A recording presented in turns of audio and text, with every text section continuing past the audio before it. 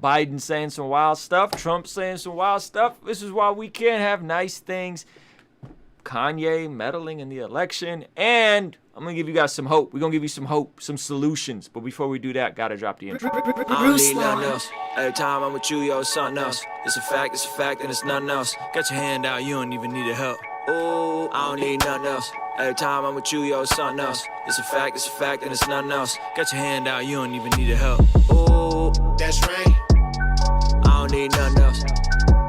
That's right. Been having a fun time doing some of these like reaction type videos, and I figured, you know what, man, it's a lot going on. I'm gonna share my thoughts on some of these things. My goal with all these, just so you guys know, is to hopefully bring us to some type of unity in some regard, and to also add my perspective and give some context to all of you guys who are outliers, all you guys who defy the odds, statistical anomalies, and the politically agnostic. So, Joe Biden, goodness gracious. He was on the news this week.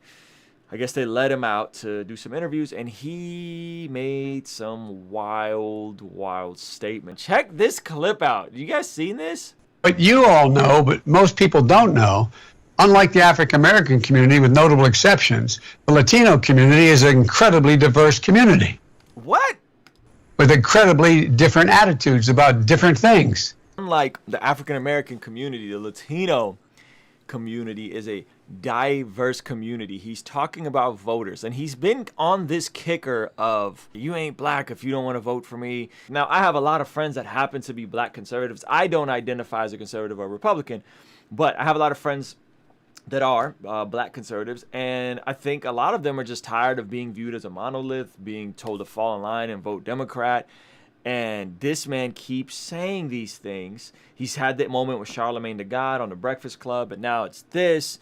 And my man Zuby, shout out to Zuby, changed his Instagram, his Twitter handle to Zuby Notable Exception. Notable exception, because apparently Joe Biden thinks that all black people are going to vote for him, with a few notable exceptions. Wow.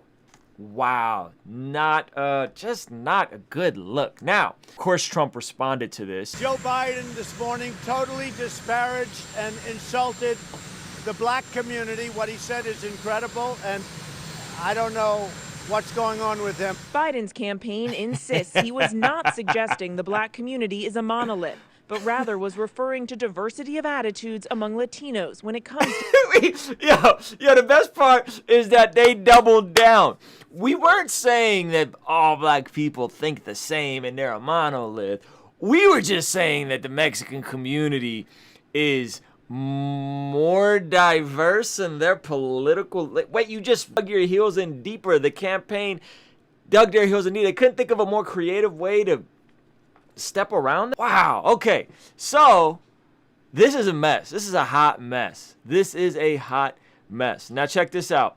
This happened earlier in the week, and it's just been a very bad week for Joe Biden. They seem to have been doing a good job of just kind of keeping him tucked away, but somebody thought it was a good idea for him to go do a bunch of media. It's a tough moment. I'm about to play you guys here, and then I'm going to actually play you how the Trump campaign is tweeting. And by the way, I don't have a dog in the fight. I'm not voting for either of these guys, in case you're wondering. But to me, this is really indicative of why we cannot have nice things as Americans when it comes to politics. There was a ton of more credible, more focused, bigger vision people that were running in the Democratic primaries. And for whatever reason, the DNC decided to back this guy, assuming that he would have a better shot. And I think they just completely dropped the L on the situation. Now check this clip out. This is very hard to watch. I'm going to show you a clip after this. It's even harder to watch. Election, President Trump has made your mental state a campaign topic. And when asked in June if you'd been tested for cognitive decline, you've responded that you're constantly tested in effect because you're in situations like this on the campaign trail. But now check this out. Like you see the smile on his face. He knew this was coming. Like they've been prepping him for this question. He knew this was coming. So he knew this was coming. They were prepping him for this question. He is so ready to answer it, and he starts out good, and then it just falls apart. Watch, look at his response. They're talking about the cognitive tests that Trump has been claiming he's been acing, and they're asking Biden why has he not taken a cognitive test. This is important, and I'll show you guys why here in a second, but just watch his response. But please clarify specifically, have you taken a cognitive test? No, I haven't taken a test. Why the hell would I take a test? Come on, man. Come on, man. Come on, man. Yo, that line. Why does he always say it? Come on, man. I don't know if he thinks this is funny or what, but just that's like saying you, before you got in this program, if you take a test where you're taking cocaine or not, what do you think, huh? He accuses the reporter of what? Come on, man. You take a cocaine test before you got on here? Come on, man. Are you a junkie? What do you say? Are you a junkie? To President Trump, who brags about his test and makes your mental state an issue for voters? Well, if he can't figure out the difference between an elephant and a lion, I don't know what the hell he's talking about. Did you watch that? Look, come on, man. I know. Now, I don't know. I'm not gonna cap. I don't know what the elephant and the lion thing is. If you could fill me in on that, I'd appreciate it. I don't know what he's referring to right here, but he's off to a good start. Come on, man. Would you take cocaine test if you know you haven't done cocaine? Come on, man. And all he had to do was say, listen, I take a test every day I'm on the campaign trail. I take a test every day I'm on the campaign trail with the American public. That's all he had to say. He had to just say that and be quiet. Watch what happens after. This is sad. You're trying to goad me, but I mean, I'm so forward looking to have an opportunity to sit with the president or stand with the president in debates. There's going to be plenty of time. And by the way, as I joke with him, you know, I shouldn't say it. I'm going to say something. Okay, so okay, it's good. Maybe he's practicing some restraint. I probably shouldn't say. Anyway, I am very willing to let the American public judge my physical and mental Oh, and then he stumbles. Now, you might think, hey, it's not that big of a deal. He stumbles, whatever, right? But no, listen. Physical as well as my mental fitness. Ugh. And to make a judgment about who I am. But why we can't have nice things, guys. This is why we can't have nice things. You mean to tell me, out of all the people running on the Democratic ticket, you couldn't find one moderate that could give Trump a running shot out of everybody? This is why we cannot have nice things in America when it comes to politics. It's sad. It's really sad. But what's even more sad is how the Trump campaign, I mean, I don't know if it's sad that they could have done this or that they did do this or that this is actually true, that they found enough of these segments to chop up and show in real time this man's cognitive decline. Check this out. Economic and foreign policy, this administration has made them better off in the last 8 years. And in addition to that, we have to make sure that we are in a position that we are. This is brutal, guys. This is 2008 to now. Maybe you don't remember Biden when he was running with Obama in 2008 when he had those debates. But goodness, this is brutal to watch. Let me keep playing it. We can insure every single solitary kid. We can provide catastrophic health insurance right off the bat. We can do that for the cost of just one thing, the tax cut for people in the top 1%. And with I don't know. You got to give them to the. This is sad. This is like, man, what was the DNC thinking? Propping this, and I think he means well. I think he thinks he's the best guy for the job. But what was the DNC thinking, propping this guy up to run against Trump? The debates are going to be fascinating. Let's just keep watching. People are going to spend the money. You got to deal with making sure American companies can be competitive, have a health care plan that doesn't put them at a disadvantage when they compete overseas. There's during World War II, where Roosevelt came up with a thing that was totally different than he called it What happened to Joe Biden? Goodness gracious. They had a campaign of just kind of keeping him tucked away. Now they want him to do interviews. And it's just really, really hard to watch. It's really hard to watch, especially when I kept up with the Democratic primary. And man, you had Andrew Yang, you had Tulsi Gabbard, you had a lot of very fresh faces and energy. And this is who they went with. This is why we can't have nice things. I keep saying it. That right there to me is the finishing move, right? Just you show that ad over and over, you make him look incompetent, and then if Trump is really more cognitively better than him, he'll crush him at the debates, and that's it. But why then make these wild statements to drive it further and further into a divisive standpoint on Trump's part? Check this out. Would ever think even possible, because he's following the radical left agenda. Take away your gun. See, listen, I don't know if he's following the radical left agenda as much as he's just kind of, it's like Weekend at Bernie's.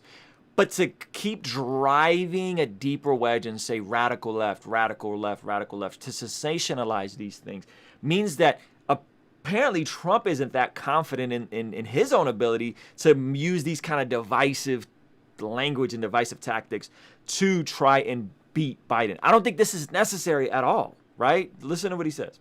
Guns, destroy your Second Amendment, no religion, no anything, hurt the Bible, hurt God.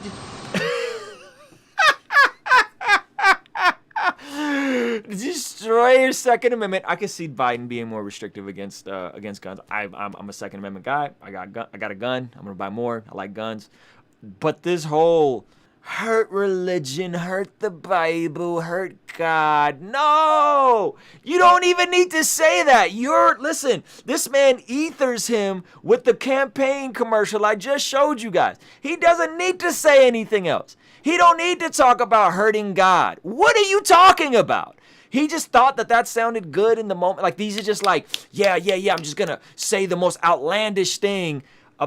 Hurt religion, hurt God, you can't hurt God. What? No. You don't need to say these kinds of things. If you just show the first ad, show up to the debate, crush it, and try and get a hold of this coronavirus thing, that's the path to victory. But to keep pushing these ideological, I'm the law and order candidate who's for the Second Amendment and I'm not going to let him hurt God. These are the tactics that drive us further and further into division. My opinion, but that's what I think. And I think like this whole hurt God, oh my gosh, this is just not. Gosh. All right, now, in other news, apparently Kanye is using some Trump lawyers to get him on the ballots in more states, and Relevant Magazine, shout out to Relevant Magazine, is reporting this as Kanye is an operative for the Trump campaign. I don't know if this is true, but they dropped this article, which I thought was really interesting. Now Kanye is indicating that he's just running to hurt Biden's chances. I don't know how they got that, but there's some speculation and some weird stuff about apparently Kanye using some of the same lawyers to get him on some of the ballots. This week, reports from New York and New York Times all surfaced indicating the last-ditch efforts to get West's name on all state ballots were arranged by the GOP and Trump-affiliated operatives, even though West is, I don't know what that word is, running against the incumbent as an independent. This sparked speculation that instead of a sincere bid for the White House, Republican operatives were attempting to use West's bid to appeal voters away from Biden in most states. And then, apparently, he's having a discussion with the reporter over text messages. Who does interviews over text message? That's weird. Amid various reports, Republican Trump-affiliated political operatives are trying to get Kanye onto various states. Asked about that directly, West said that rather than running for president, he was walking, quickly adding that he was walking to win. When the reporter pointed out West will not be on enough ballots to secure the necessary electoral votes for actual win, West responded, "I'm not going to argue with you. Jesus is king." Wow. Okay. So if they're really, if the Trump campaign is really propping up Kanye and gassing him up, or maybe they're saying, hey, you help us win in 2020, we'll help you in 2024. I don't know. I don't know what's going on. But if that's the case, man, that is kind of janky. And that's a brilliant move on Trump's part. And my natural instinct would be like, listen, we're overestimating Kanye's influence. I don't know if Trump's really out here trying to get this thing, get Kanye on his side. But then again, man, this man's a thinker. This man's very diabolical with how he competes with people. This wouldn't be that far out of the possibility and realms of what's happening here. So that's just my opinion. And again, listen, my big idea with this is I don't really care where you fall politically. To me, I'll just keep saying it. This is why we can't have nice things. We are in just a mess of what's going on politically. We're in a mess of what's going on with this COVID thing. A lot of these wedges have been driven deeper and deeper and deeper. And I don't know who's going to win this thing. It could go either way. But I'll say this. I don't really care. Like, I don't really care. I don't think that Biden is going to hurt God. And I don't think Trump is going to cause a nuclear war and hit the button on North Korea. I don't think either of those things are going to happen. And I wish we had another option. I really do wish we had another option. Shout out to DJ All-Star. He said, Jacko for president. I'm with you. Andrew Yang. I mean, there's so many. The Rock. Shoot, The Rock would have been an amazing candidate, right? There's so many different people that could have been way more fit than Biden. And even in the last primary, they had so many people who could have been more fit than Trump that they had on the ballot that were reasonable candidates. And yet the people chose who they chose because of the Clinton thing. Like, I think the Clinton thing was really what kind of sparked this thing off, right? You had Obama trying to bring the country together, whether or not you agree with his policies, and I don't agree with all of his policies, but he was trying to bring the country together. And then it's like, oh, Hillary, I got next. Just so you guys know, I got next. And what, you get Hillary, you get Trump. It's just a big mess. There's no good options. You're right, Mark. There's no good options. Now, I'm sharing all this. I'm sharing all this because I ultimately want you guys to be empowered to control your house. None of us should be stressing out about what's going on in the White House or who gets in the White House. We should be focused on what's going on in our house and the variables that we can control. And there's a graphic that my man Lavarciere from Grow the Heck Up posted. I posted it on my Instagram story. I was curious to see what different people thought this graphic meant, and some of the things that this graphic dispels, and some of the things that this graphic doesn't dispel. Now, then I'm going to go into a video about how we all can build wealth and we all can get rich, or building wealth and getting rich, two different things, but how we all can do it without getting lucky. Okay. Application point. Here is the hope. This is what I want us to focus on. And this is what I think we all could be doing, which is getting our own house in order. Regardless of what's happening in the White House, let's get our ish together, right? Check out this graphic. And this is median household income in the United States by ethnic groups. So this graphic is interesting because what it shows is Indian Americans make $100,000 a year. Filipino Americans make $83,000 a year. Taiwanese Americans make $82,000 a year. Sri Lanka Americans, Japanese, Malaysian, Chinese Americans, Pakistani Americans, and then there are white Americans, right? And then at the bottom of this is African Americans, right? So when people posted this graphic, I posted it to my story. I said, what do you guys think? And I just kind of wanted to hear people's reaction to this graphic. So this graphic, I think, proves one thing that maybe people aren't aware of, which is the idea of colorism. And I'll explain that here in a second. But more importantly, I think this graphic doesn't dispel what it was trying to dispel, which I think it was trying to dispel that, listen, look, guys, immigrants make more money here, right? And I am an immigrant. I made a video yesterday about how being an immigrant is my biggest privilege. It's my biggest advantage, right? Being an immigrant is my biggest advantage. So how does this make sense? How is it that Indian Americans, Filipinos, all these people make more money than white Americans? Well, here's why. When you're comparing immigrants, when you're comparing the children of immigrants, you are comparing immigrants that came from to this country, and usually they won the lottery or they were already wealthy, driven, motivated in their own country, right? So you're getting the best of the best immigrants from other countries. So in my case, we won a lottery to come here, right? And that's how we got on, right? Now, my brother and sister, they weren't born here. My brother went to USC. Both of my sisters my brother and my little sister went to USC, but my other sister went to UCLA. She's about to get her law degree. When there are immigrants outperform by and large, right? By and large. Why? Because they're coming from a family and a culture that already understands how wealth, opportunity, education, and specifically profitable careers work. What are profitable careers? Engineers, doctors, lawyers, those types of things. So you have nurse jobs. Thank you, Jay. So you have a different group of people. You're not getting immigrants that are the bottom of the barrel, grew up in poverty, especially Indian Americans. Indian Americans, if you know any Indian Americans, India has a caste system. So it's not people from the bottom of poverty in that caste system who are uneducated that are coming here and making it to the top. I'm not saying that can't happen, but it's very unlikely. You're talking about people that are already wealthy in these other countries that are coming here. And it's important to note that, right? Because what is this trying to dispel? This is trying to dispel white privilege, right? White privilege. Now, what white privilege? I made a whole video about it. I don't want to unpack it. It's not that big of a deal for the sake of this video.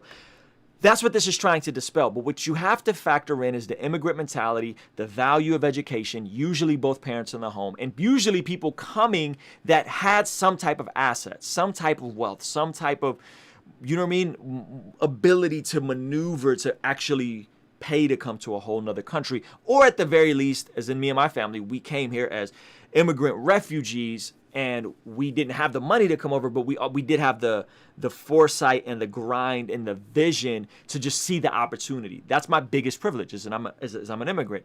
So the point I made in yesterday's video, the Oprah video, was listen, not all white people have power and are wealthy, but the majority of wealthy people with power happen to be white. Right? So it's not so much to disprove white privilege. You know, you guys see there, like, it's not to say that everybody who's white, just because they're white, is wealthy and has money and has all these things.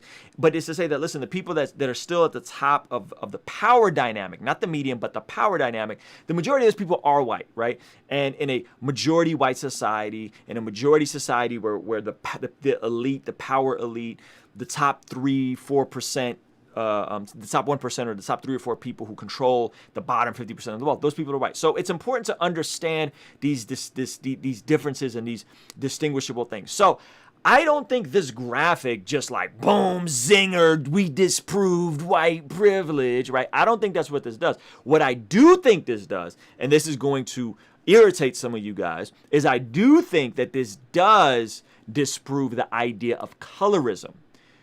Hear me out. What is colorism? Colorism is white privilege, right? It's white privilege, but it's also saying that the darker your skin tone, the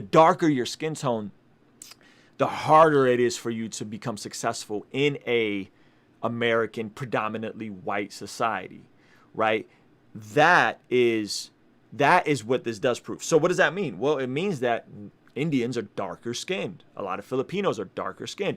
And when you look at studies of white people and Ghanaians that came over, right? Who came over as immigrants, families. If you look at Jamaicans, if you look at people who are from Nigeria, those people, a lot, the studies that they've done, and you can look this up for yourself, a lot of those people actually end up outperforming a lot of darker skinned immigrants, Indians, Africans, Jamaicans, end up outperforming white Americans.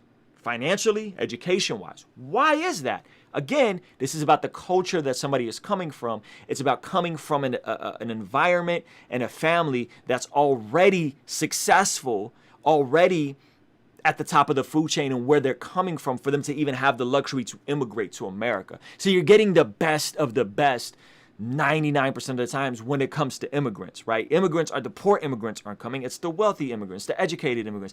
They're already coming from cultures and societies that value education, not just education, but have the means and the ability to go to the higher schools, the nicer schools, the Berkeleys, the UCLAs, the USCs, so on and so forth. And so I think it's just important to note that this doesn't dispel the idea of white privilege, but it does challenge the idea of colorism. And I think colorism could be problematic when you're looking at just on a superficial level. Colorism, you can be darker skinned and successful. You could be lighter skinned and poor, right? You guys see what I'm saying there?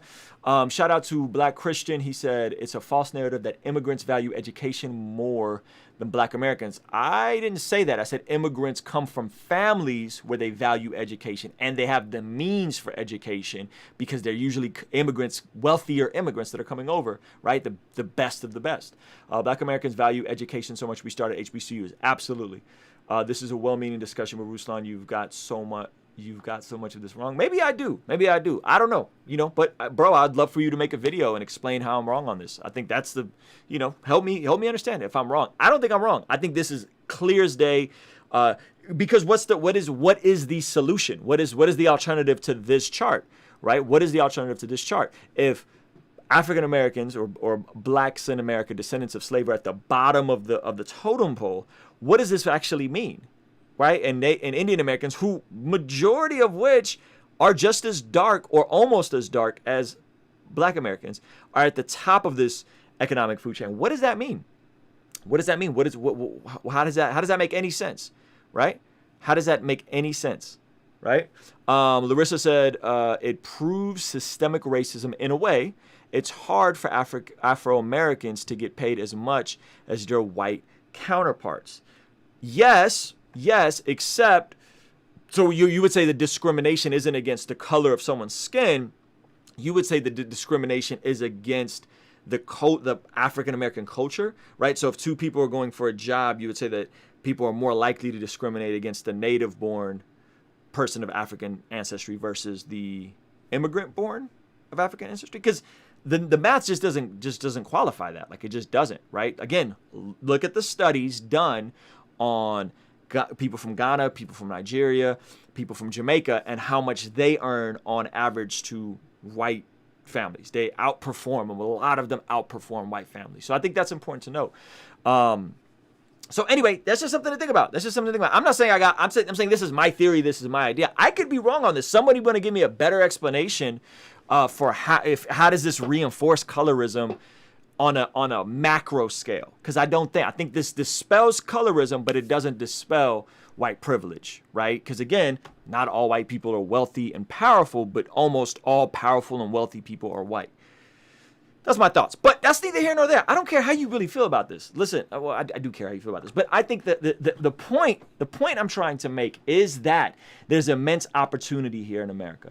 There's immense opportunity here in America. And I'm going to break it down and show you guys something that I'm going through the second time, which is a podcast series by an entrepreneur, tech entrepreneur named Naval, who is Indian, an Indian immigrant, grew up in Jamaica, Queens, right? Darker skinned, grew up in Jamaica, Queens, and is now worth a ton of money. And he created this podcast. It's like a 3.5-hour podcast. I'm almost gone through it the second time. I inadvertently have been applying a lot of the stuff he teaches in his podcast. It's 3.5 hours long. It's called How to Get Rich Without Being Lucky. And it's brilliant. Okay, so I'm going to link this up for you guys. You can Google it yourself. I saw a video of one of my new favorite YouTubers reacting to it, and I wanted to just show you guys a few of these points, because a lot of this is going to go back to the wealth inequality gap, right? And I just wanted to show you guys a couple of these points. You guys could do with this what you like, right? You guys could do with this what you like. But if we're talking about the inequality of wealth and how do we do this to it, it's not going to come from the federal government. I don't care what Bernie Sanders told you. It's not going to come from the Fed, okay? It's going to come from us becoming more educated, becoming more skilled, and building wealth and passing it down to the next generation. Again, my wife is black. I understand that there's wealth inequality, right? I get it. So I want my kids and my nieces and nephews to be better than I was, right? To pass down more and more with generational wealth. And I'm going to show you guys how we do it right here. So shout out to my man Bartholomew Jones. He says, this particular set of data proves that anti-blackness towards African Americans much more than it proves systemic racism. That's a good point. Median household income is a stat indicative of access to resources. Right. So to your point, Bart, it proves it can prove anti-blackness towards African Americans, but not necessarily towards people of darker skin complexion. Again, if we look at Nigerians, Ghanaians, Jamaicans, and we compare them against white families, a lot of these families outperform. So to say that it's just about colorism, I don't think we can make that conclusion. But that's neither here nor there. That's neither here nor there. So my goal is equal opportunity, not equal output. I'm going to show you guys some of these ideas. This isn't by any means an exhaustive, but this is Graham Stephan, who is a popular YouTuber. He talks about financial literacy, real estate, reacting to this Naval tweet storm that turned into a podcast that you guys should all go watch if you care to actually build wealth and become wealthy and successful. All right. Let's check this out. Understand that ethical wealth creation is possible. If you secretly despise wealth, it will elude you. So the first thing you have to acknowledge, and I don't care if you're an artist, I don't care if you're an entrepreneur, a designer, the first thing we have to start with and acknowledge is that ethical wealth creation is possible. Some of you guys get triggered when I mention the word capitalism and you attach capitalism with crony capitalism, corporatism, systemic racism, all these other things. We'll just get rid of that term for the sake of this discussion. Let's just talk about ethical wealth creation. We first have to acknowledge that it is possible. If you don't believe it's possible, it will be a self-fulfilling prophecy. If you don't think you can build wealth, if you don't think you can do it, you're right. That's just how it goes. So let's just first start with acknowledging that it is possible. Now let's check out Graham Stephan. Shout out to Graham Stephan for this video. I'm so happy he did this breakdown. I'm doing a breakdown of his background, but it's oddly enough, I'm literally listening to this in real time for the second time. Bart, I'm pretty sure I've sent this to you. I've sent this to a lot of you guys, especially those of y'all in my Patreon community. Real quick, let me answer this. Are you talking about African immigrants earning more than white Americans in the same field? Yes, that's what I'm talking about. Look it up. Look it up. I didn't make that up, champ. That's what I'm talking about. I'm talking about my friends who are Ghanaian and Nigerian. Most of them are crushing it financially. That is what I'm talking about, right? And maybe because, yes, those people did not have the systemic racism of the war on drugs and redlining and all these things. They come later into the picture. They come out here in the 90s, the 2000s. And yeah, they go on and they crush it, and they outperform a lot of white families. This is statistically true, right? Yes, it shows the effects of generational discrimination over centuries rather than immediate current. Absolutely. The chart is also a good data set to advocate for reparations. That's an interesting point. Okay, so let's check this out. So to understand that ethical wealth creation is possible. If you secretly despise it, it will elude you. Now let's check out Graham Stephan's point about this. This one is incredibly true, and I never fully understood it until I began growing an audience on YouTube. But I'm constantly shocked at how many people believe that in order to make money, you have to take advantage of another person or another. Did you guys catch that? How many of you secretly believe that in order for you to build wealth, you're doing it at the expense of somebody else, right? If you're going into it with that mentality that someone has to lose in order for you to win, what's the point? Right? Or I talk about this a lot. If you're going into it with the mentality that, oh, there's the secret Illuminati and anybody that becomes successful is evil, you're going to lose out the rip if that's your mentality, right? So let's keep watching. I think his analysis of this is brilliant. In other words, for every $1 you make, someone else loses $1, and that's absolutely not the case at all. The world of money is not a zero-sum game, and your gain is not at the expense of someone else, and I believe in most industries, you are paid in direct proportion to the amount of value you provide. You are paid in direct proportion to the amount of value you provide. You are paid in direct proportion to the amount of value you provide. What does that mean? I talk a lot about scarce skill sets. Anybody with 2 arms and 2 legs can clean. So guess what? A cleaning job isn't going to pay as much as the person that figures out, my buddy Timothy, who just got out of prison recently. I'm trying to get him on the channel. You've probably seen him on Belief's channel. Timothy got out of prison a couple years ago, built a huge cleaning business. He doesn't really do the cleaning as much anymore. He's hired people, but he had to figure out how to build the business, how to market the business, how to get the bonds, how to get the insurance, how to hire the employees, how to create the systems. He's going to get paid more than the person that he hires to clean. Why? Because anybody can clean. Anybody can wash dishes. Anybody can flip fries. But the person who is creating the business, the person that has the scarce skill set is going to do better. Let's keep watching. This video, for example, I probably spent about 5 hours planning it out, another hour filming it, another 2 to 3 hours editing it, another hour trying to figure out which face I was going to make in the thumbnail, and another hour trying to figure out which title is going to work best to get you guys to click on it from the notification. So let's just say I have about 10 hours of work that went into... By the way, turn the notification on for this channel. Give this video a quick thumbs up. Thank you, Graham, for reminding me about that. To making this video that you get to watch for free, and your only cost is sitting through those annoying 5-second ads that show up throughout the video, so maybe that adds up to 30 seconds worth of your time from start to finish. In that case, I'm going to make about 2 cents from you watching my video and sitting through 30 seconds worth of ads, but you get 10 hours of my time condensed down into a 15-minute segment that's hopefully going to end up making you way more money. In that example, I make money from you watching my videos, you in return get free content to watch, and it's a win-win. Now sure, these advertisers are going to have to pay. So you guys caught all that, right? The YouTube idea, it's a win-win, right? You watch the video, I make the video. I have tens of thousands of dollars of equipment here. I'm making these videos for free. You guys win by hopefully me giving you some education, inspiration, hope to better win in this climate, right? And I get some ad money, right? And maybe if you really like what I do, you go buy a t-shirt or you go join a Patreon. It's a win-win for both of us, right? And a lot of you guys are getting information from me or from Graham that you won't get anywhere else, right? You guys follow me? So let's keep it going. This is a good one. You're not oh man, so many of you guys need to really catch a hold of this. You're not going to get rich renting out your time. You must own equity, a piece of a business to gain your financial freedom.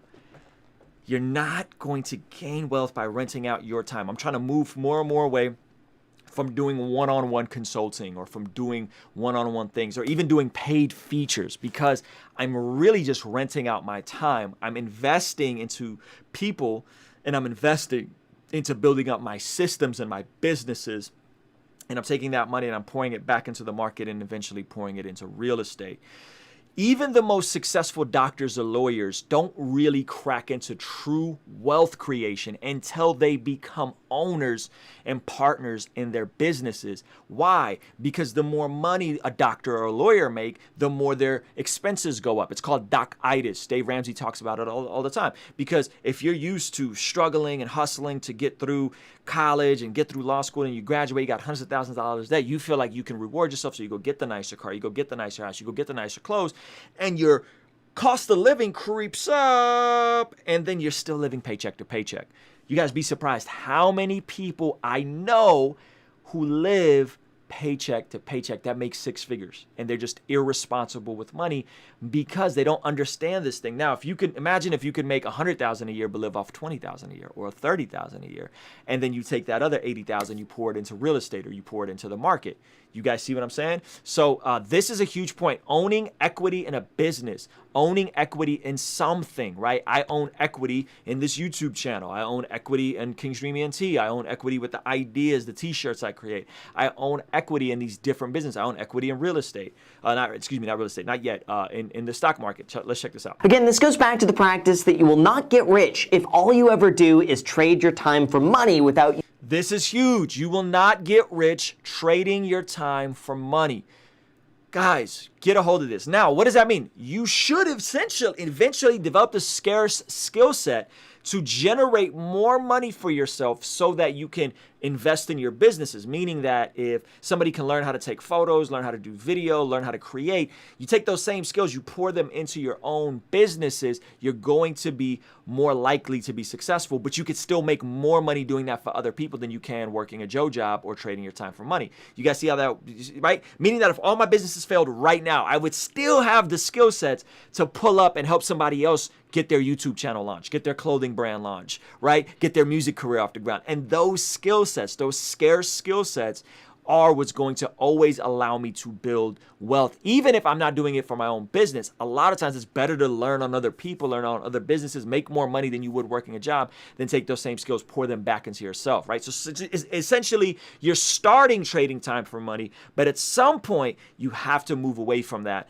and start investing into the businesses and owning pieces of something. Using that money to invest. True wealth creation very rarely happens while working a 9-to-5 job or any job where the only way you can make more money is to work more hours, and that's it. True wealth creation seldom happens working a 9-to-5 job or where you can make more money working more hours. This is a bar.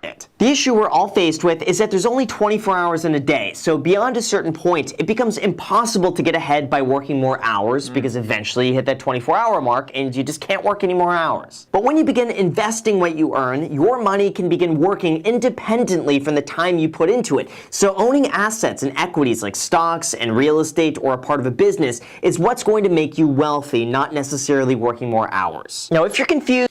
Did you guys catch that? So if I make $500 for a verse, and then I take that $500, I park it into a Robinhood ETF. I love the QQQ ETF. It's in the description. You guys can go sign up for Robinhood, get yourself 2 free stocks when you invest $100. If you do that, if I park $500 and it's getting me, let's just call it 10-20% a year, that money is working for me in my sleep. You guys see what I'm saying? It's creating. If I make a beat, or I write a song, I get that song on MusicBed, I get that song on Spotify. It's working for me while I sleep. It's an asset. It's generating revenue in my sleep. This is why real estate is great, right? Because you can own a property and it can generate, and that real estate also appreciates in value. Why money depreciates because of inflation, real estate appreciates, right? Let's keep watching. With exactly what you need to do to get there, he says you will get rich by giving society what it wants, but does not yet know how to get at scale. This, I have to say, is the only point I both agree with, because it's true, but I also disagree with it to a certain extent. He comes at this from the perspective of someone who invests in these multi-billion-dollar startups that change the way we run society. And from that perspective, he's right. However, I don't believe this is the only way to build wealth, and I think saying this might be intimidating for a lot of people by giving them the impression that they have to go big if they want to get rich. Right? Absolutely. You don't have to go big to get rich. Giving people what they want that they don't know they have yet. I'll give you guys a really practical example. We're about to go into this Fan Love Friday stream, right? My Patreon, Fan Love Friday, I review music. I was able to reverse engineer and figure out that the thing that people wanted most for me was people who were successful and making a full-time income, giving people feedback on their music and tips on how to become a full-time artist, right?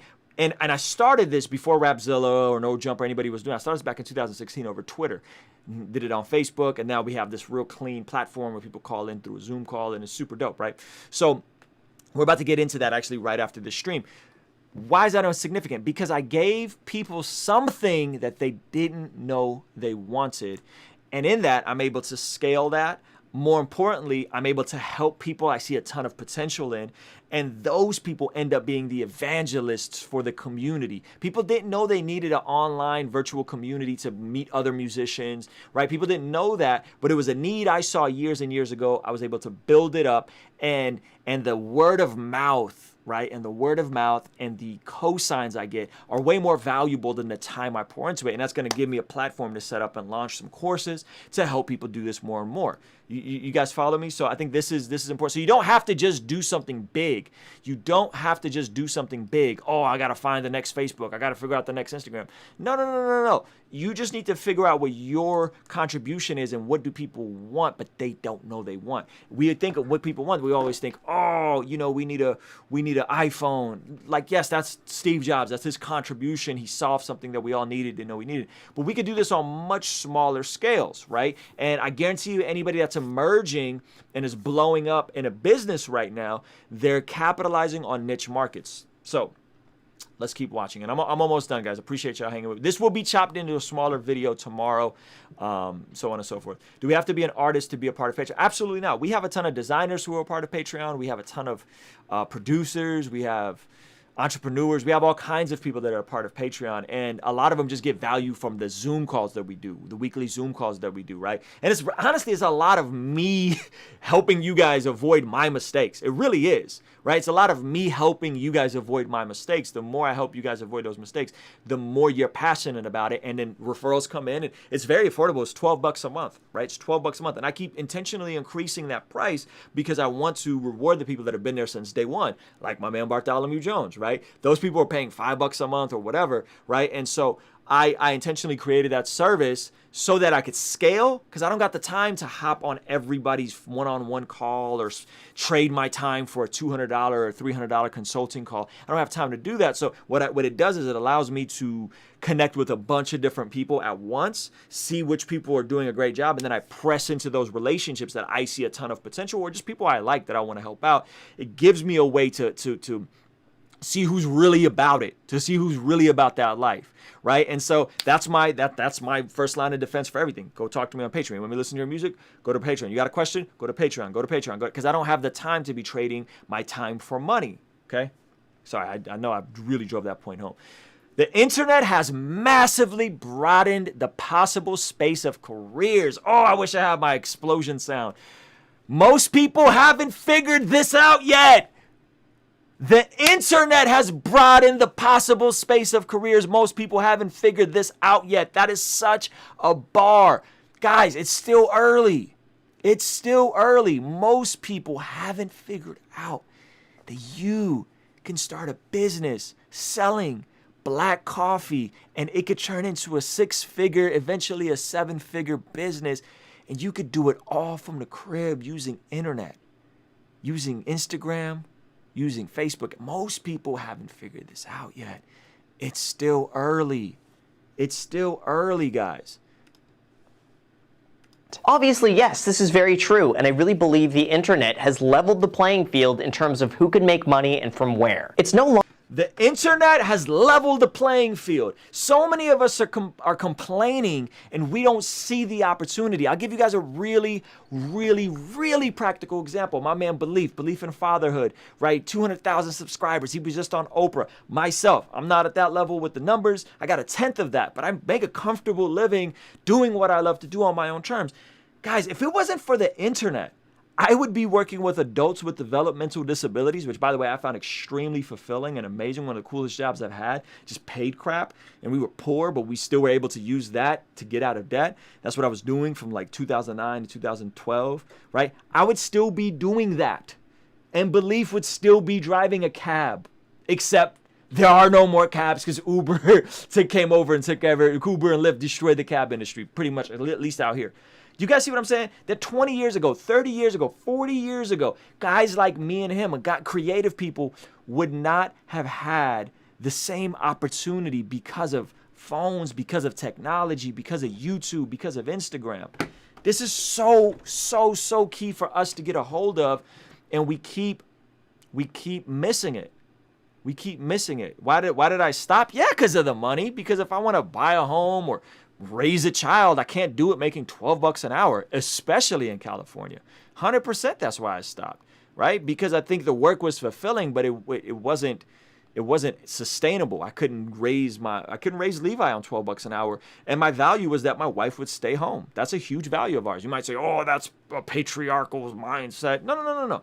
My wife, we value that, right? We value my wife staying home. I'm home a lot with the kid, with my son, right? And so, yeah, absolutely. That's why I stopped doing that, because I needed to make more money. Longer dependent that you live in a certain location to open a business. You no longer need a physical storefront if you want to sell a product. And as long You no longer need a physical storefront. Y'all don't know the bars he's dropping right now. As long as you could provide a product or a service to someone else and find a way to show people the value of what you create, you could make money. It's going to take time for the rest of our society to catch on to this, because overall it's still relatively uncharted territory. But over time, I bet we're going to find more and more ways to automate our lives and bring everything we need to the touch of our fingertips, which is really another fancy way of me saying you could smash the like button for the Smash the like button, guys.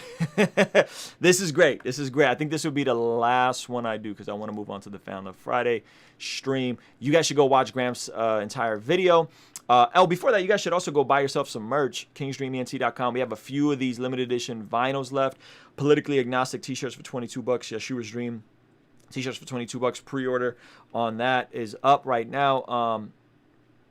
Let me do this last point, and this is, I think, one of the most important points in this thing. Check this out. Learn to sell, learn to build. If you can do both, you will be unstoppable. Learn to sell, learn to build. If you can do both, you will be unstoppable. A lot of us know how to build stuff, but we don't know how to sell. If you could build something great, a great service, a great product, preferably a subscription model, and you learn how to sell it, you're going to be unstoppable. And let me break this down.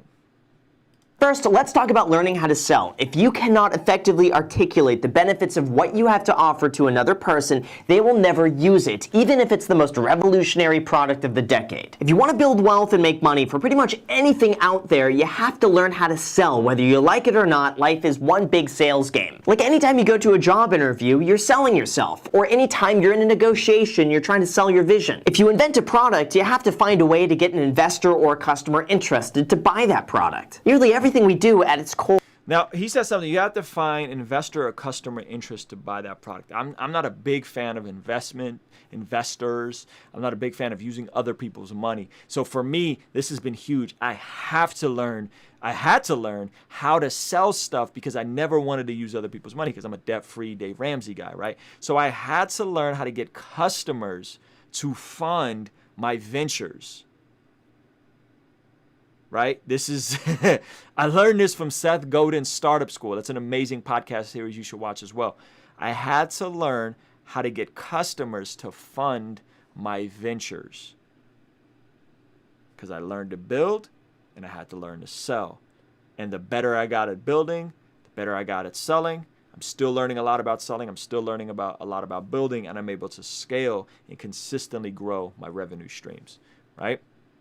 This is huge. Now, let me do this last point.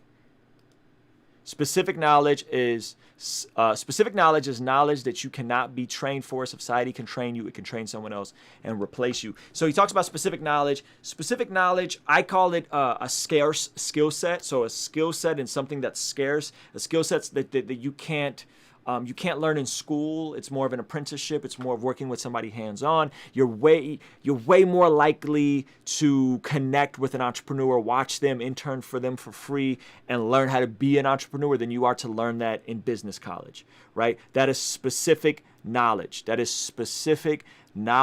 And I would add to that specific knowledge with the specific scarce skill set, right? I have a specific scarce skill set, goodness gracious, on how I set all these cameras up and how I got the color grade and how I got my YouTube popping and all these different things, my thumbnails. So it's a combination of specific knowledge of the topics I'm talking about, right? I have specific knowledge about being politically agnostic. I have specific knowledge about capitalism, free market, entrepreneurship, because I've done it. And then I also have specific knowledge on how to set up multiple cameras with multiple video switchers to do it live, then to go into the YouTube editor, chop up these videos into smaller condensed formats, and my YouTube revenue shot up and my subscribers shot up. Specific knowledge, specific scarce skills. And people are constantly reaching out to me about these specific scarce skills that I can actually charge for this, right? Like I could charge to go and set up people's live streams. I don't want to do that because I don't want to trade my time for money. What am I going to do? In honor, I guess this is an announcement, in honor of me cracking 20,000 subscribers, I'm actually going to put together a free course on how I do my live streams. And I've been able to grow my entire YouTube in a very specific knowledge with specific scarce skills. And I'm going to give that away for free, right? I'm going to give that away for free because I want to keep making those investments into you guys because I don't see you guys as my competition, right? I don't see people as my competition. I see people as folks that all can get it because there's abundance, right? And so that's what it's about, man. Abundance, self-fulfilling prophecies. I know I said a whole lot. I want to know what you guys think in this process because I think there's a lot of opportunity out there. I'm going to link up Naval's podcast that goes in depth on all these concepts. I recommend all you guys listen to it because I feel like all of us, if we're able-bodied, if we're of sound mind, we can all build wealth. We can all start products, and maybe we'll be successful to different degrees. But this is the big idea, guys. The big idea here is what happens in your house, what happens in your home, what happens in your mind is way more impactful than what happens in the White House. And that doesn't mean that what happens in the White House, what happened in history doesn't affect us today. It just means that you're more likely to change your family tree, that you're more likely to build generational wealth, that you're more likely to level up and to experience the things that you're hoping for, whether that's wealth, whether that's financial peace, whether that's freedom, whether that's being able to come and go as you want. All of these things are directly correlated to you and what decisions you make, not if Joe Biden or Donald Trump wins president, because that's a hot mess. That's a hot mess, and I don't really care. Like, I really don't care. I care more so for other people and how the media will spin it and if there'll be more tension and uprisings, but it doesn't affect me. It really doesn't. I don't care whose policy. I might have to pay a little bit more taxes under Biden or whatever, right? But at the end of the day, man, it's about the decisions we make for our homes. And being able to make good decisions, to be smart, to get education, to get information, and then hire people and help other people do it so that we could all level up. Abundance.